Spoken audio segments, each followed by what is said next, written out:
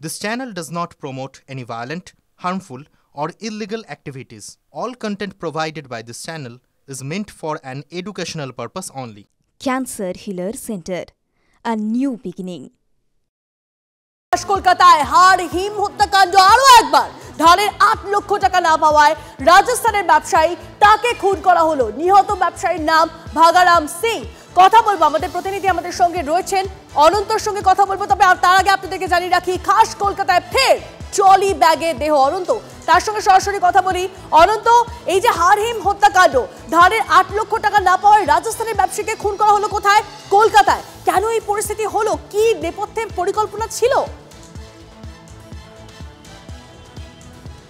দেখো, এদের সাথে চুড়িদারের বিজনেস ছিল।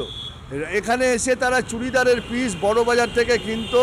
তাদের এই যে করণ সিং ধরা পড়েছে, কৃষ্ণরাম সিং ধরা পড়েছে, এদের থেকে ভাগারাম চুড়িদার কেনার বাবদ ৮ লক্ষ টাকা ভাগারামের কাছে পায়। সেই টাকা বেশ কিছুদিন ধরে তারা চাইছিল এবং দিচ্ছিল না ভাগারাম। কিন্তু বড় ব্যাপার যেটা হচ্ছে, তদন্তে একটা ধোঁয়াশা দেখা গেল আবার, যে ট্রলি ব্যাগে করে তারা নিয়ে এসেছিল ভাগারামের মৃতদেহ, সেই ট্রলি ব্যাগের মধ্যেই পাওয়া গেছে ৬৫,০০০ টাকা। তাহলে এই ৬৫,০০০ টাকা ট্রলি ব্যাগে কেন পাওয়া গেল? তাহলে কি এই ঘটনার কি কোনো মোড় ঘোরাতে চাইছিল, প্রমাণ অন্যদিকে ঘোরাতে চাইছিল? না, এই ৬৫,০০০ টাকা কেন ব্যাগে রাখলো তারা? এবং এই যে টাকার জন্য যদি খুন হয়ে থাকে ৮ লাখ টাকা, তাহলে খুনিরা কেন ৬৫,০০০ টাকায় ট্রলি ব্যাগে রেখে দিল? যে কথাবার্তা যে তারা হচ্ছিল, পুলিশ তাদের যে টাওয়ার তারা চেক করেছে, তাতে দেখা যাচ্ছে এরা বিভিন্ন জায়গায় এরা স্টপেজ দিয়েছে। অনেক আগে মৃতদেহ ফেলে দেওয়ার আগে তারা জায়গা ভিজিট করে গেছে কোথায় তারা মৃতদেহ ফেলবে। তাহলে পুলিশের কাছে এটা স্পষ্ট যেটা সুপরিকল্পিত, এবং এটা একদিনের প্ল্যান নয়, বেশ কিছুদিনের প্ল্যান, যে তাকে খুন করা হবে। যদিও তাদের জিজ্ঞাসাবাদ করা হচ্ছে, ঘোলা থানায় তদন্তকারী অফিসাররা জিজ্ঞাসাবাদ করছেন এবং তাদের দফায় দফায় জিজ্ঞাসাবাদ করছেন। যে দুই অভিযুক্তকে ধরেছে, কৃষ্ণরাম এবং করণ সিংকে, তাদের জিজ্ঞাসা করা হচ্ছে যে কেন তারা খুন করলেন, খুনের মোটিভ কি। মানে অনন্ত, পুলিশকে কোথাও একটা বিভ্রান্ত করার চেষ্টা হচ্ছিল। তুমি যে তথ্য দিচ্ছ, মানে ওই ৬৫,০০০ টাকার কথাটা যেটা বলছো, তাতে অন্তত সেই বিষয়টা সামনে আসে। অবশ্যই আরো কিছু বিষয় সামনে আসবে, তুমি আমাদের সঙ্গে থাকো। ক্যাব চালক যার তৎপরতায় ওই খুনিদেরকে গ্রেপ্তার করা সম্ভব হয়েছে, তিনি কি বলছেন শোনাবো আপনাদের। গাড়িটা নাগের বাজার থেকে বুকিং করা হয়েছিল। কজন ছিল? 2টা ছিল। লোকেশনে গেছি, ওরা মালটা ডিকিতে, যেমন আমরা কাস্টমার টানি, ডিক্কি খুলে দিলাম, তুললোরা 2 জনে। বলছে ভারী লাগেজে আছে কি? তো বলছি এখানে আমাদের ফ্যাক্টরি আছে, আমরা এসছি হচ্ছে বোম্বাই মহারাষ্ট্র থেকে মাল সেল করার জন্য। হিন্দিতে। তারপরে লাগেজটা নামালো।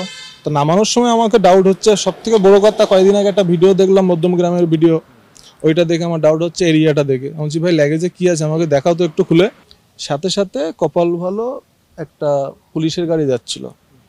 আমি রাস্তার মাঝখানে গিয়ে পুলিশের গাড়িটা সিগন্যাল দিয়ে দাঁড় করালাম, তখন এই ছেলেটা পালাচ্ছিল।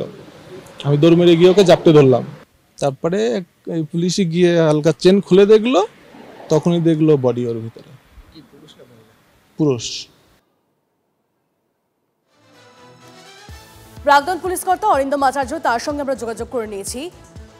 অরিন্দম বাবু, আমরা আগেও দেখেছি, কিছুদিন আগেও দেখেছি যে একদম ট্রলি ব্যাগে করে খাস কলকাতায় দেহ লোপাটের চেষ্টা হয়েছিল। ফের একবার জানা যাচ্ছে গিরিশ পার্কের কাছে খুন, তারপর ধারের ৮ লক্ষ টাকা না পাওয়ার রাজস্থানের ব্যবসায়ীকে খুন করে ওই ট্রলি ব্যাগ বন্দি করে দেহ পাচারের চেষ্টা এবং বিভ্রান্ত করার, পুলিশকে বিভ্রান্ত করার তার চেষ্টাও করেছিলেন, কারণ সেই দেহর সঙ্গে ৬৫,০০০ টাকাও পাওয়া যায়। দেখুন, প্রথম কথা হচ্ছে গিয়ে যে এইটা নিয়ে, এই যে মধ্যমগ্রাম ইস্যু নিয়ে আমরা অনেক প্রচার করেছি, আলোচনা করেছি, আপনারা ইউটিউব বিভিন্ন অন্যান্য জায়গাতেও আলোচনা করছি। কেন? This is nothing but the highest সফিস্টিকেশনের নিউ ট্রেন্ড। এই ট্রেন্ডটা কেন? এই নিশ্চিন্তে হত্যা করার পরে যা হত্যাকারী, সে নিশ্চিন্তে থাকতে পারছে।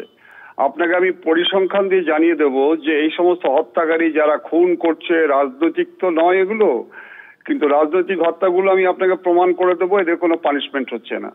আজকে আপনি বলুন যে বিভিন্ন জায়গায় আমি দেখতে পাচ্ছি যে বিভিন্ন জায়গায় পুলিশরা চুরি হলেও বলছে যে আপনারা আগে মাল উদ্ধার করে নিয়ে আসুন, তারপরে আমরা কেস স্টার্ট করব। এই যে ট্যাব চালকরা আজকে বলছে, আপনি আমাকে বলুন তো, সিসিটিভি থাকা সত্ত্বেও বিভিন্ন জায়গায় এই সমস্ত অপরাধীরা কি করে সাহস পাচ্ছে? সাহস পাচ্ছে এই কারণেই যে এদের কোনো পানিশমেন্ট নেই এবং পরিবেশ যা সৃষ্টি হয়েছে, বিষাক্ত পরিবেশ। আপনার আমার সাধারণ মানুষের নিরাপত্তা আজকে কোন জায়গাটায়, সেটা আর বোধহয় আমাকে আর বিশেষ করে বলতে হবে না।